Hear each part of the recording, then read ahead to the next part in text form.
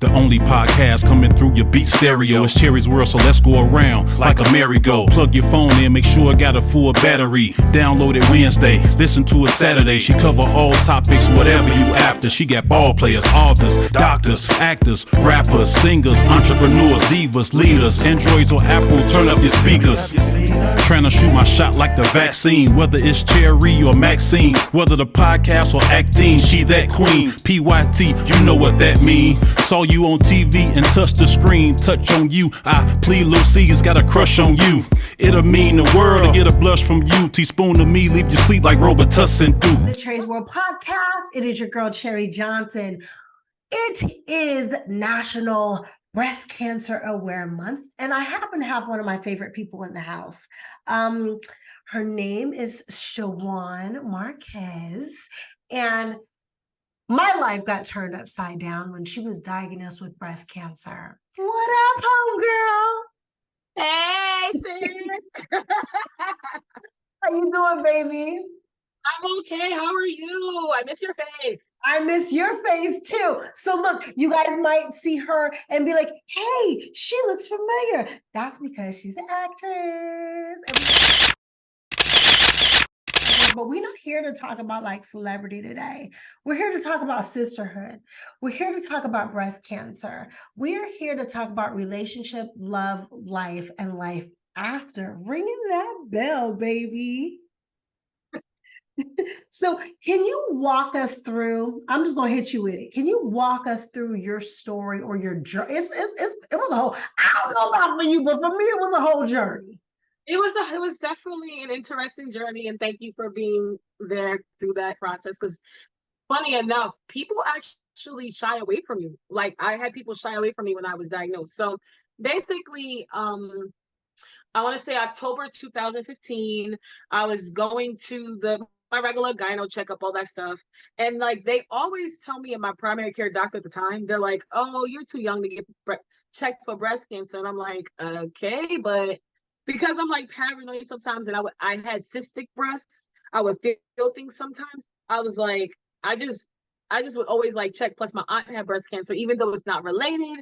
It just was always in my head. So then, I went to doctors that 2015, and I like something said to just push it, just say something like, because I have fibroids. I was like, well, can you can't do a mammogram, but can you do a sonogram for, maybe my breast or something, because I just really want to just check. I don't even know why. I just really want to check.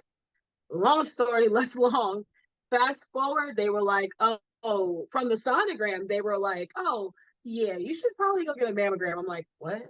Wait a minute. So, how did you know to be your own advocate and ask for a sonogram?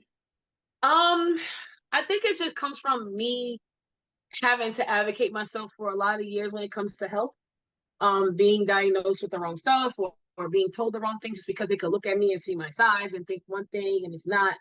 And something in my spirit that particular year, I've asked every year leading up to 2015, but something that particular year was like, nah, like just something to push it. So I just was like, if I have fibroids and no one knew what it was, had anxiety, no one knew what it was, until I kept pushing to get more tests. So I said, let me do that with this case. Even if it's nothing, I would like to just have someone look at my breast. And yeah, so I got results after doing testing and biopsy and all that. I got results February 2016 that I was stage 1 breast cancer. Stage 1. So it was caught early, and it was caught early. It was caught early. Amen. And right. When you said you have cystic breasts, for women who don't have cystic breasts, what does that mean? What does it feel like? It's cystic breast is non-cancerous, but it's like lumpiness, like around your period time. You may feel the tenderness in your breasts. You may feel, the soreness and the achiness. And then sometimes some women just get more lumpier. They call those cysts. Like I have cysts, and I have fibroids, and they're like kind of like cysts. So like they can just, your body changes around that time of the month. So that's kind of like what it was explained to me, the cystic breasts were. But it was supposed to be non-cancerous. I still believe that wasn't the issue. because that wasn't what they found with the biopsy. The cyst part was completely different. Are you checking right now? Yes, you got me over here feeling because it's that time of the month for me. When you check, you have to put your arm up though. Okay, Put and your arm up. You start under, go, and then you feel around like that, and then up to the bone. What am I feeling for? Because I don't even think I know. Lumps. Anything abnormal, anything lumpy. You go around. They say massage it. Go around to, and then and then you do it. They recommend to do it in the shower. Not exactly know why, but yes, you raise your arm up. You start from the under here, and you go under the boob. You go around, and then you're feeling, and then you go on top. Technically, your gyno is supposed to, not supposed to, I guess, but they also do it. I don't know if you've had that experience. Yes, he does it. They also, right. They also do it as well. And I've always had them do it to me. So it's like, oh, it's just cis. So 2016, when they, after the biopsy and everything else, and the only reason I got the biopsy is because I got the sonogram, and on the sonogram, it didn't look right. So now it was like, oops, we have to send her for a mammogram. I was 35 at the time. You're not supposed to get a mammogram till you're 40. Right. And every time I say this part, I get emotional because it's like 40, I have a whole 5-year-old right now. I wouldn't have had it. I would. So, I just always think about, when I say this part of my story, that part of my story always gets me, because like, they wanted me to wait till 40. Now, what if I would have waited till 40? Like, none of this will probably be a thing right now. My life that I'm living now. But so it is, because it's supposed to be. It is because it's me. So 2016, once they found out, I decided to get a new doctor. I was like, oh no, let me get a second and third opinion, because even with finding that I had breast cancer, they was like, oh, we want to put you on a certain medication that would have me not being able to have a child for 5 years and this and that. And I'm like, wait a minute, but that's technically only if the cancer spreads. But I'm like, wait, we don't know if it spread yet. Y'all jumping the gun. Want me to freeze my eggs? There's a whole lot going on. Slow down. So I went to get a second and third opinion. And once I got to a third opinion, I felt comfortable with their testing process and what they said could happen. They said, look, if it spreads after your surgery, then you have to do chemo and all that other stuff. And you might have to freeze your eggs and all that. But for me, I had a double mastectomy, June 2016, a month before I was going to get married. So that was something, because I got my dress and all that. And I'm like, no boobs, but that's another part of the story for later. So wait, I want you to slow down though, because I think it's very important for everybody to understand. No, because we don't have a lot of time. I think it's important for people to understand you got your diagnosis as you were planning your wedding. Yes, literally as I was planning my wedding. Like literally as I was planning my wedding, I got this diagnosis. So it was just like, it was a lot. It was a lot. And then, unfortunately, the day before my surgery, my 2 bonus kids were coming up for the wedding, and my surgery was scheduled like June 9th. And so my 2 bonus kids were coming up for the wedding, and like a week later, their mom passed away. And so with that, I had surgery the next day. So I'm like, what in the world? I've never had a surgery in my life. I've never had nothing like this go on. No cancer in my family. Besides my aunt, but they said it was not related. So it was like, what is that? So it was a lot of emotions. And then I'm to get married the next month. Yes. It was a very 2016 was a roller coaster for Our bonus kids came to visit. They were going to stay for the wedding. Their mom went home and had an accident and passed away. The very next day, you were scheduled to have breast surgery. Yes, double mastectomy, yeah. And I did it. Yeah, you did it. And she got married and she did everything that was scheduled. I thought she was insane. I kept saying, just pause everything. She's like, no. She's like, everything is going to be fine. Everything's scheduled and we're just going to go through it. And life happens. You took the most beautiful approach. You told me. Oh God, you're going to get me there too, girl. I'm sorry. But I remember you told me, you said, don't worry. This ain't nothing going to happen to me because I got shit to do. I went into the operating room like that because I was like, oh, now I have to care for two kids that just lost their mom. So how would it look if I now die? So I'm like, Lord, you gotta make me through the surgery. I gotta get through the surgery. I And she, gotta come back to these. They were 12 and 13. And thank God one just celebrated her 21st birthday and the other one's about to celebrate his 20th birthday. So and they're in college, and they they're are both doing, in college. They're honor students. They are amazing. It was a time at that point, but I feel like we all grew together. But yeah, it was yeah, a, that was a moment. It a was new it was husband. All of a sudden, you're an Insta mom. Instamom literally. And I don't know. And mind you, at that time I'm still auditioning. I'm still going on shoots and sets and doing this and that. And I'm like, wait, what? And you Okay. handled it with so much grace. Like I give it to you, baby, because you are Thank resilient. you. I'll be crying like a baby. I'll be like, hold up. I think at the time, because what happened, fast forward, this is what I do want to tell other women. Yeah. At the time, I was so um I gotta be there for these two kids. I gotta do this. I gotta be, and I gotta heal. I gotta do this. It's July at this point.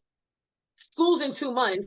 I don't know nothing. I mean, I live in New York, but I didn't know much about how to put kids in school and whatnot. So I'm like, so I think my brain was just on go. They need clothes, they need sneakers, they need this, they need that. And what happened to me, I don't want to say unfortunately because it kind of um it's good. I had to go to get therapy because I literally woke up one day, like maybe about 2 or 3 years later, like, oh snap, I had breast cancer.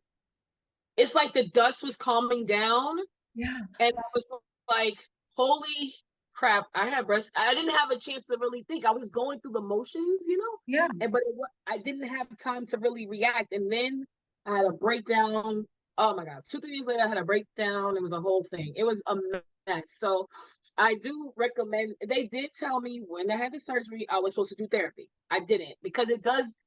As a woman, you're taking away. You want to be alive, but you're taking away. Something that makes us feel good, sexy, and everything. So it's just like, Oh, but you sexy, sexy. I got a whole photo shoot of you being sexy, oh boo. my God, you just forgot. Am That I was because that was after I had a C-section. I said, look, okay, I didn't have a C-section, Joe mastectomy. My man still loved me. So I gotta find a way to not find a way, but really truly love me and feel the sexiness I felt before the boobs. The boobs don't make me. The C-section, you have a baby, you gain weight, and then I had just lost, I believe but for the audience who doesn't know, I had just lost 100 and some odd pounds, feeling myself doing and then breast cancer and two bonus kids, and then I got pregnant, and then it was a whole yeah. But I am in therapy right now, and it's going better. I'll say that. I am so proud of you. I remember getting the phone call from you and you said, hey, sis. And I said, hey, baby, what's going on? You said, I got something to tell you. I said, yeah. You said, I'm going to go to therapy. I was like, wow, that's amazing. Because as a community, we don't take care of our mental health. Yeah, And we don't. I suffer from anxiety. And you and I have been open about that. And you suffer Yeah, from anxiety. So so to learn that you were going to go and get help and to go to therapy, I was like, oh, good, go for me too. And tell me the stuff they tell me. And I share what I've learned in therapy with everyone around me because I didn't want to go at first. I was not trying because that's not what's taught in our community. I didn't want to go. Like it took me a lot. So I was like, wait, I feel like crap. I'm crying every day. I just want to be in a dark room. I'm Oh, falling into depression. It was really, and there's a couple times I called you on a number. I fought not to call you because I don't like to bother anyone. Which no, you I called know you understand want to bother, but I just like I'll get into a dark place and just don't want to bother anyone. But I have, and thank God you have spoken to me. I had an anxiety attack on a road. I remember in a car on an Uber one time, and I called you, and you were like amazing. But that's another story. Y'all me. all know how You're great. so cute. But you can call me anytime. Are you kidding me? I know. I just I feel like I don't like to bother, but I know you do. You do tell me, and I'm getting better. I'm starting to voice note now. I'm getting better. I'm getting better at calling. You are never, ever, ever a bother. Thank you. I love you. You're amazing. But so yeah, so I wish I went to therapy sooner, but it happened when it happened. Um, so I feel like I don't want to say still recovering, because some days when you take a shower, you look and you're like,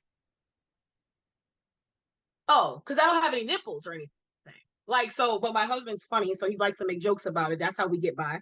But but like sometimes it's like, oh, but you know, he does love me, and we worked through this marriage. There was a couple times I felt very insecure, and we talked it out, because I actually heard during this journey a lot of men leave their significant others, Really? whether they're married or not. Yeah, my doctor told me that. So they were really impressed that he would go with me to all my appointments, because they said a lot of women, even if they've been together with the husband for a long time or boyfriend or whatever for a long time, they can't handle that. You know, I, through the grace of God, because the cancer didn't spread, I did not have to do like full chemo or nothing like that. But Right. at the same time, I did have these drains hanging out, and it was just a lot that was going on that I had to do because I didn't do chemo, and I didn't need to necessarily. But it's a lot that you don't realize affects your mental as well. So it's still a work in progress, but I didn't see anybody like me that had breast cancer. Mm. So now when I'm on the internet, I'm like, yeah, I had breast cancer. They're like, what? And I'm like, I know, it's weird. Like, I didn't, so I feel like I need to, like, I talk about it whenever I can, because I'm like, what if someone doesn't like feel comfortable because they're like, no one looks like me. And Right. I was 35. Representation. Like, huh? Representation really matters. Yeah, I wish I had someone to cling on to at that moment. So now I feel like, let me be that person for someone to cling on to. Now, you did have a foundation, though, that you Yeah. worked with. Did you find them or did they find you? How did that happen? I found them because it's a world of pink. You mean for the bras and such? Okay. Yes. So yes, they are amazing. Christine is amazing. So we the doctor, my surgeons, who are amazing. My surgeons are funny. Like, it's what's the coolest part is we still keep in touch on Instagram. I'm like, why am I still cool with my surgeons? That's Because awesome. they just happen to be that awesome. So like we still keep in touch on Instagram. But anyway, so one of my times to follow up after my surgery, he said, here, this is kind of new, but there's 3 places, but try this particular place for bras and stuff and all of that. And mind you, this is right before my wedding. This is literally weeks before my wedding. So I'm like, all right, I'll call these things. I called the other 2, no answer. I called the World of Pink from the moment, I always say this, from the moment they answered the phone to even now. if I want to talk or something, they were there for me, the staff, everybody. Like, I got fitted for prosthetics, which is what I have on today. Yeah, that's And when she got on, I said, oh, that moves look good. sometimes I like the prosthetics, sometimes I just go bare with me. But today I wanted to give you a little prosthetic action. So so I was gonna say, oh yeah, so I told her about my wedding dress. My birthday actually was prior to that. My birthday and my wedding's in the same month, but my birthday comes first. So she was like, okay, we gotta work fast. So she measured me. We looked at a couple of bras. I showed her my wedding dress. And literally, I walked down the aisle and they were like, I thought she had breast cancer surgery. I'm not even lying. It was so funny. They were like, oh, because, and then, you know, my personality is my personality. So I was kind of like happy to see everyone. I'm bubbly, I'm up, tight, music popping, that. And they're like, oh, I forgot you had breast. They forgot I had breast cancer. We thought you were gonna have like drains still. I did. Oh no, yeah. I And was rushing to get these drains out. I had drains in for about 3 weeks or so. June 9th to right before my birthday, because I thought they were gonna be in for my birthday. My birthday's July 3rd. They came out like a week before my birthday. So from June 9th or whatever to whatever before the first week of July, I had 4 drains in. Oh my God. that was something. But that was a time. amazing. You're like a straight warrior. Stop. I've seen that. I just blindfolded and just said, I gotta do this, I gotta do this, I gotta do this, I gotta do this. Straight tunnel vision. So it's been several years.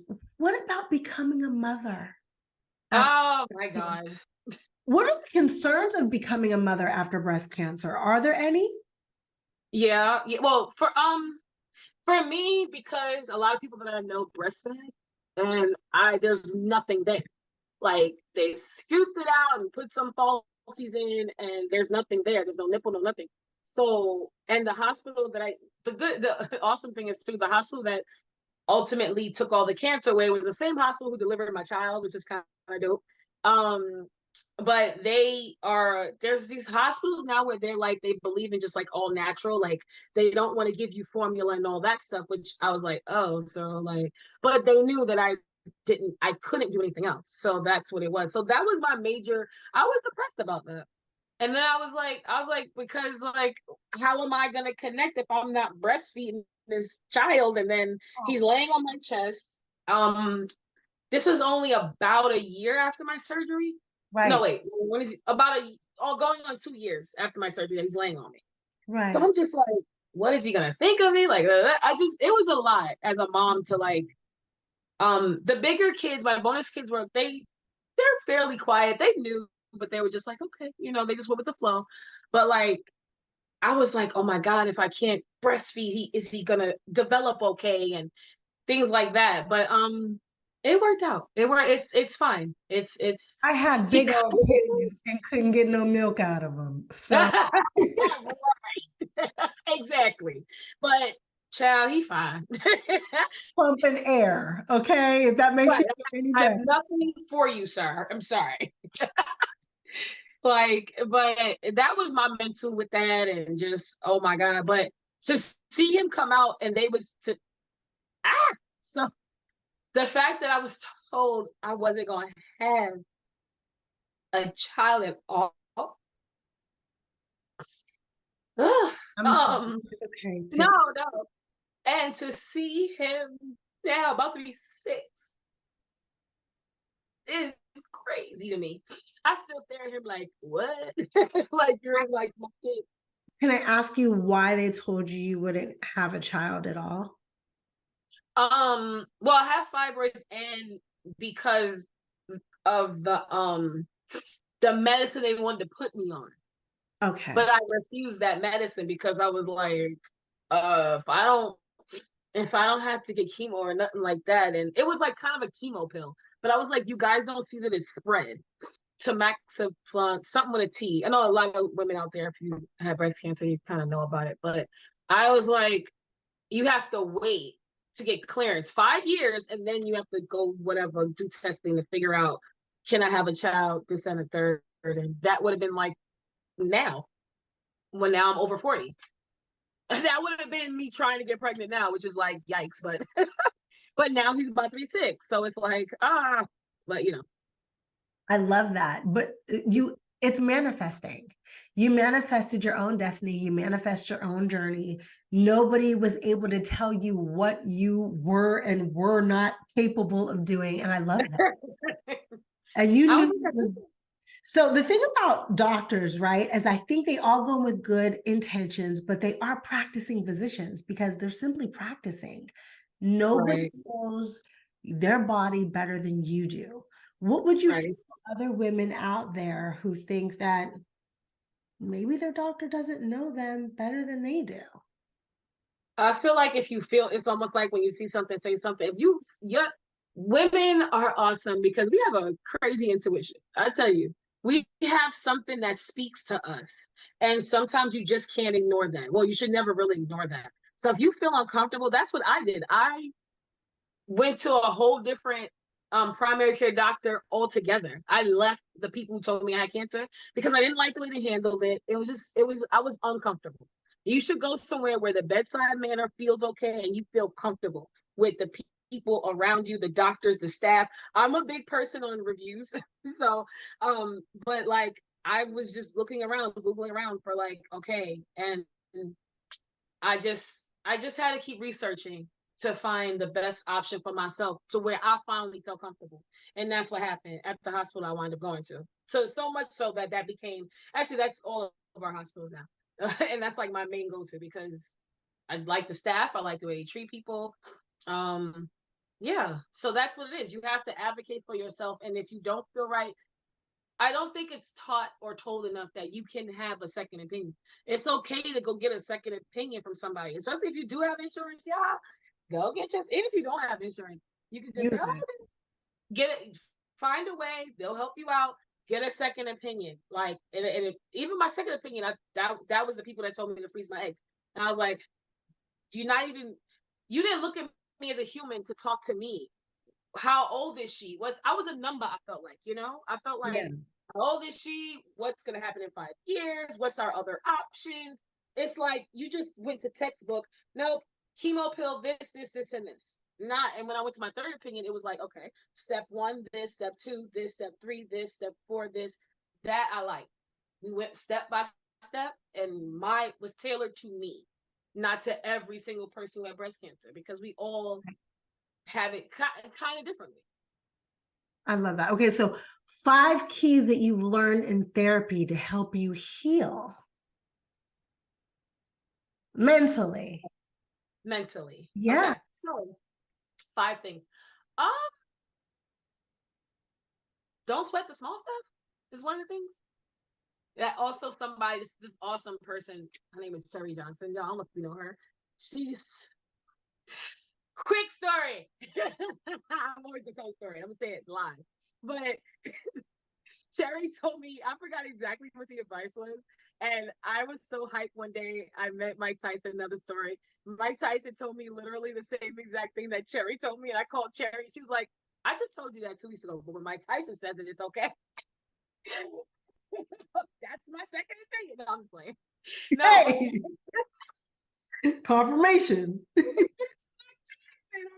it was like that now, but I'm sorry. But so I'm learning in therapy, we not to overthink things. Learning how to more so cope with trauma. It's not so much getting rid of the trauma in your life, it's how to cope with trauma. And how to deal with it, face it, deal with it, work through the trauma, not running from it. Also, like, no one else's opinion of me matters. I know she's gonna say. My working, and it's like, she didn't say those exact words, but I used to be like, this person's making me mad. This person's making, she's like, how can anyone make you do anything? It's your emotions, it's your feelings. They can say whatever they want to you, about you, whatever. Now, what do you do with that information? You don't have to be angry at that information, especially if you don't know it to be true. So why am I taking all of that in? I'm an empath, but letting it fester, and then now I'm angry because they was angry, and it's a whole transfer of energy situation. No, stay the course on what you believe to be true. I talk to myself a lot more, getting to know me a little bit better. So yeah, like, definitely just staying focused on who I am, who I would like to be. Don't sweat the small stuff. Try not to overthink. And just know that it's not a bad day. It's a bad moment. Yes. It's not because one thing happened in the morning, like, no. And I used to be like that all the time. But now it's like, no, this is bad right this second. Either I can handle it or put it to the side. So I'm prioritizing the mess, if that makes sense. Yes, absolutely. If this can wait, it can wait. I'm not going to let it stress me out. You're calling me for a bill. I don't have it today. You got to wait till Friday. I can't handle you right now. You're going to have to wait. Right. You're going to have to wait. I'm the queen and you're going to have to wait.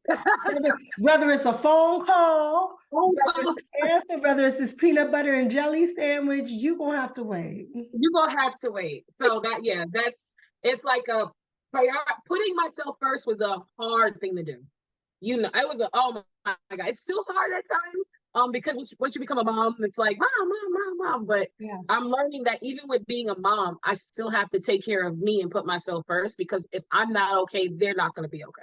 Absolutely. You said So something yeah. so profound. You said, "Who am I?" So who is Shawan? Ooh, deep. No, I am learning me. Hello, I'm Shawan Marquez. I like long walks. No, no, She is I'm not single, so you ain't taking her on a walk. you said, but I realize that I am loving, but it's okay for me not to like everything and everyone. I know, I don't know if that sounds horrible to say, but I always want, because I felt so shunned in my life, I always want to just help everybody. Even if you're doing me dirty, I just want to help. Oh, well, not anymore. Don't get that twisted. That was the old me. But the new me is like, listen, if I can, if my meter, I have a meter, guys. So I have a social meter. If my social meter is full for the day and I'm at a cap, that's it. So I've learned to prioritize my emotions, my feelings. I learned what I do like, what I don't like. And what I don't like, it's okay if I don't like it. It's not the end of the world that I don't like something. Like, it's okay. I don't have to be liked by everyone. I don't have to, I don't have to do this by this way because someone said this is how it should be done. No, do your own path. So I'm learning that Shawan is a really freaking awesome without all that extra criticism. I learned that I put a lot of pressure on myself from outside noise for a long time, for a very long time. And now I'm like, turning 40, you was one of the people that said it too. Turning 40 is like one of the best things ever, by the way. I know this is like a breast cancer talk, but that is also a thing. No, Turning yeah. 40. You're So, allowed to be unapologetically you. Speaking yeah. of being unapologetically you, my time with you is winding down. But I Okay. you keep these conversations going. You talk about love, you talk about marriage, you talk about motherhood, you talk about anything that's happening, like social events. What is the IG page that you go live on that they can follow you? I'm gonna make sure that I put it below so that Oh. they can listen to some of these conversations. Okay, yes. My IG page that I go on live conversations with, and sometimes I join in other conversations, is IG at Expressions Universe. Expressions Universe IG. Yeah, the IG symbol first. I feel like I'm getting old now. The IG symbol first, and then Expressions Universe. You'll see. Yeah, it's there. It's open. It's there. I'm almost sure. If anything, guys, I'm going to send her the exact tag. But yes, it's IG at Expressions Universe, but the E is a 3. It's the whole thing. So The whole thing. I will make sure that I put it below. But let me tell you, I be chiming in on some of these conversations, and you I know, and you girl. just be listening sometimes. She good, like real good. Did you Like hear the sex conversation? There was a really deep sex conversation the other day. Did you hear that one? no. About being in polyamorous relationships. That's a thing. There are people who are married and they're fine with like other couples and they're together. It's a whole thing. But I learned about polyamory. Yeah, that one. I had a guy in my DMs the other day who wanted me to join him and his 2 girlfriends. It's a thing. It's a total thing, but I told him, baby, y'all's ratchet. Like, I understand that we all manifesting what we want and everything, and it's good. But I'm enjoying the conversation. So I'm starting to feel, now that my son is older, he's going to first grade, or he's in first grade. I'm starting to feel like me getting my little sexy back from before I was a mom, before the breast cancer, before the C-section. I want to feel sexy. So there are things that I join certain conversations. And they're like, what? And I'm like, listen, I'm a Cancer, and I had cancer, but I was born in July. I'm a Cancer woman, and we're little low-key freaks. And I'm not gonna let a little breast cancer stop. Low key freaks. My daughter's a Cancer. Yeah, I'm sorry about that. I mean, But and my son's a Scorpio, and I know you, so we're not even gonna do that right now. That's a hawk line. Let's do that. you gotta come back because we got so many personal stories to tell about We other. have a lot of personal stories. Yes. I would love to. I appreciate you even bringing, especially breast cancer awareness to light, and I also appreciate you for just you being you in my life in general. You have been there for a long time, up and down, through and through, and I just appreciate you, and I appreciate your show and your platform. I You doing appreciate you. I love you. this? I love you. I thought you heard my son came home, so I'm like, oh, hope she didn't hear him. No, I didn't hear him at all. I wish he would have ran in the room. I thought he was going. I think he knows that mommy's on a meeting. Can he run in the room? I was waiting to see him. I hear him. Come real quick. I was like, I think his dad said she's on a meeting. Oh, so he can. He wanted to burst in here. No, I was gonna say, can the world see him or no? Yeah. I don't mind. Okay, I was gonna say, I'll edit him out. He's all right. He's a little superstar dancing on stage. Say hi. We're on an interview with Auntie Cherie. How was school? Look, she's talking. How was school? School was good. What you eating? What are you eating? Pizza. Oh, right. Okay, pizza. So this is Phoenix, right? Yes. So I actually, this is Cherie is, but how am I as a mom? Tell the people. He's so encouraging to me. He's like, Mom, you're awesome. Phoenix. Look, you cool, mommy. You need to eat my pizza. Oh, Phoenix. Oh. Okay, that's it. Go eat your pizza. I love you. Bye, baby. He said, I gotta eat my pizza. Normally he's like, he was. Bye, baby. Close the door, Phoenix. He is something. He slid back to shut the door. Normally I can't, like, I'm telling you, he's like this. Me and my son are like this. Like, he's done his first dance on stage. I'm not forcing him to do anything that I am in love with, but he's naturally in love with dancing and being dramatic. It comes natural. It's in his genes. Clearly. So it's so funny. I have a you and you have a me. I don't know if people know that, but it's so funny. We tease each other. I'm a Scorpio. Her son's a Scorpio. She's a Cancer. My daughter's a Cancer. Right. And we talk about that all the time. And before our kids, we talk about being a Scorpio or a Cancer, and then we wound up having a Scorpio and a Cancer.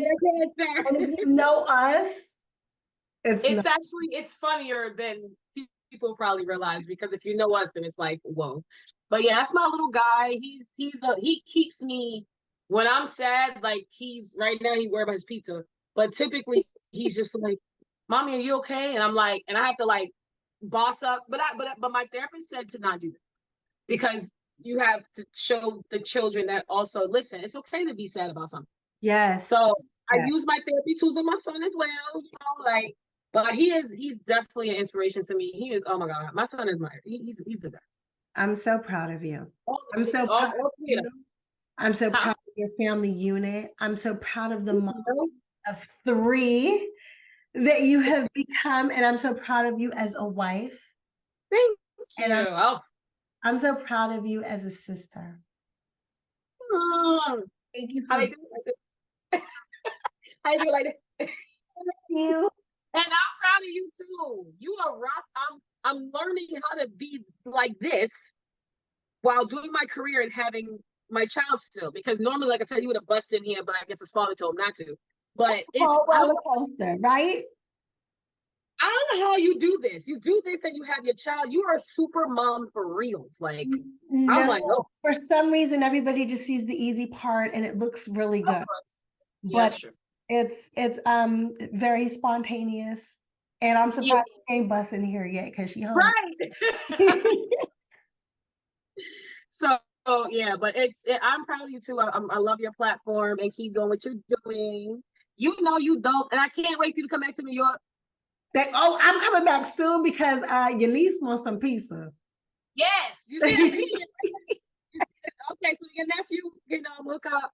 And they can eat some pizza. We have the best pizza in town for y'all when y'all come through, So we got some kid things to do. Look, I need to come back to New York and do it the kid way. Because I never did New York the kid. We did New York. I know. We normally do that adulting in New York. We're moms now in New York with kids. That's gonna be hilarious, yo. I might gotta do that for content because that's gonna be crazy.